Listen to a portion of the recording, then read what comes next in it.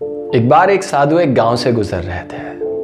उन्होंने गांव की तरफ देखा और गांव के सरपंच को मिलने के लिए गए। गांव के सरपंच साधु से बहुत प्रभावित हुए और उन्होंने साधु की बहुत अच्छे से सेवा की। पर साधु जब गांव से जा रहे थे तो उन्होंने सरपंच को एक चेतावनी दी। साधु ने कहा कि आपके गांव पर एक बहुत बड़ी आफत आने वाली है। आपके गांव में एक बहुत बड़ी बीमारी आने वाली है जिसके कारण आपके गांव के 100 लोगों की मृत्यु हो जाएगी।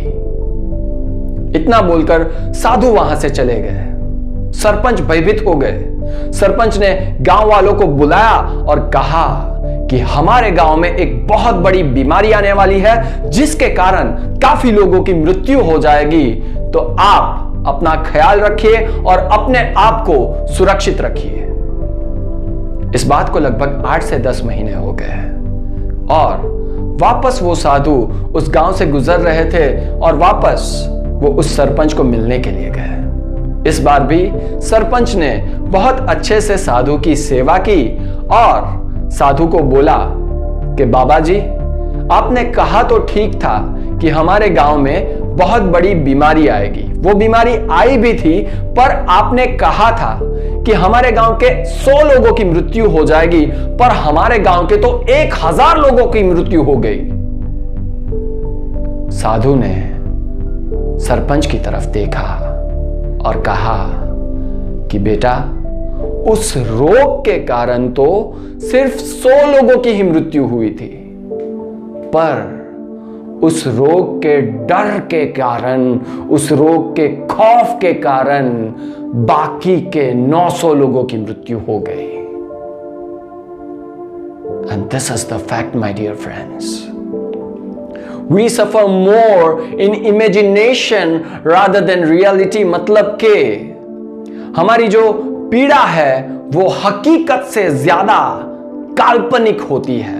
मतलब ऐसी चीजों का, ऐसी परिस्थितियों का, ऐसे रोगों का डर जो वास्तव में हमें जिंदगी भर होने वाला ही नहीं है, उससे ही काफी लोग पीड़ित रहते हैं। एंड कॉन्शियसली और unconsciously we attract what we focus on.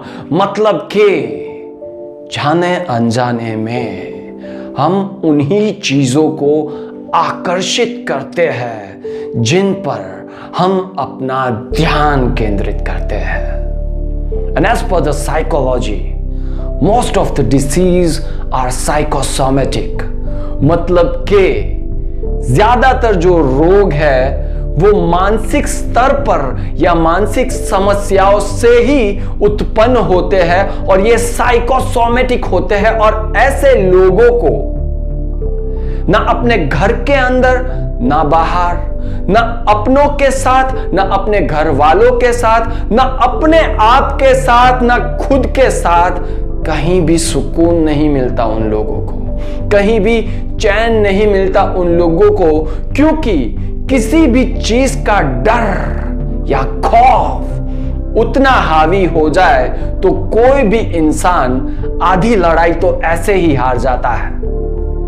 और मुझे इस बात पर बाहुबली मूवी का ये डायलॉग याद आ रहा है जब अमरेंद्र बाहुबली अपनी सेना को समझाते हैं कि मृत्यु क्या है। मृत्यु हमारे आत्मबल से शत्रु का बल ज्यादा होना, यह सोचना है मृत्यु।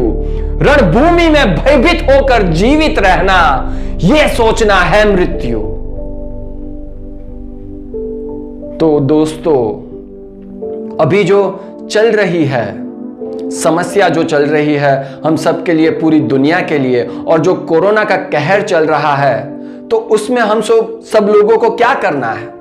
जी हाँ, डेफिनेटली हमें खुलेआम उस तरह से नहीं घूमना है कि हाँ मुझे तो कुछ हो नहीं सकता या मुझे कोई रोग छू नहीं सकता, पर हमें अपने आप के लिए, अपने परिवार के लिए, अपनी सोसाइटी के लिए, अपने शहर के लिए, अपने देश के लिए हर पल पल सतर्क रहना है, चौकन्ना रहना है और ख्याल रखना है सभी बातों का कि जो सरकार बता रही है। और साथ में हमें सोशल डिस्टेंसिंग और पर्सनल हाइजीन का भी पालन बहुत ही अच्छे तरीके से करना है।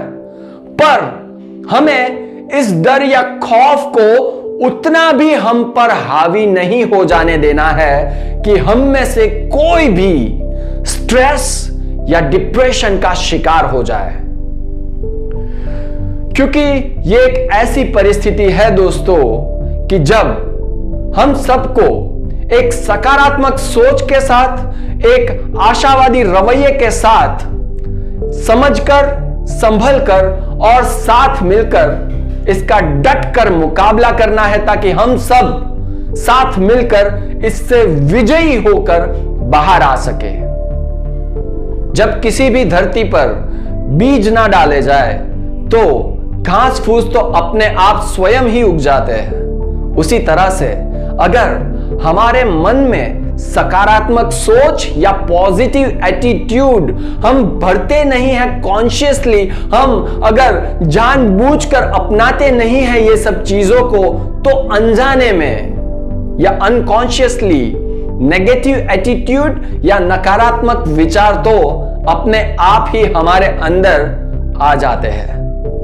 और अंत में मैं यही कहना चाहूंगा कि इतना भी डरो ना, रोज डर डर कर मरो ना। अपने मन के अंदर सकारात्मक सोच और ज्यादा हिम्मत भरो ना। अपनी इम्यूनिटी सिस्टम को स्ट्रांग करो ना। अपनी अच्छे से केयर और परिवार वालों की भी खूब अच्छे से केयर करो ना। And trust me, together we all will defeat corona. This is Mihir Chavda wishing all of you to be physically, mentally and emotionally tough during these testing times. Stay safe, stay strong and take care.